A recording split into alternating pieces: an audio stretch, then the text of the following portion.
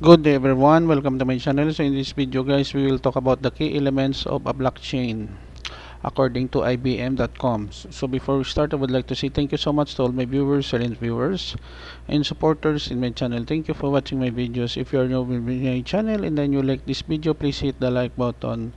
Don't forget to share. Please support my channel guys if you are new by clicking the subscribe button. So let's begin.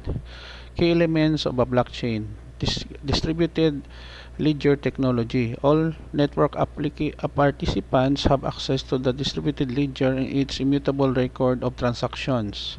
With this shared ledger, transactions are recorded only once, eliminating the duplication of effort that typically of traditional business networks. Immutable records. No participant can change or tamper with a transaction after it's been recorded to the shared ledger.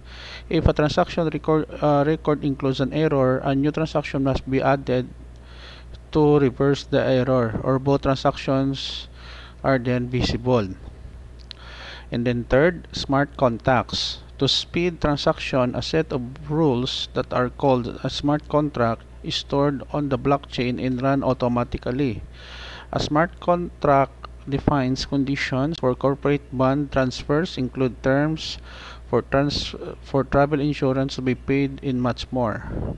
Okay guys, so this is the end of my report on the key elements of a blockchain. Thank you so much guys for watching. I hope that you have learned something new in this video.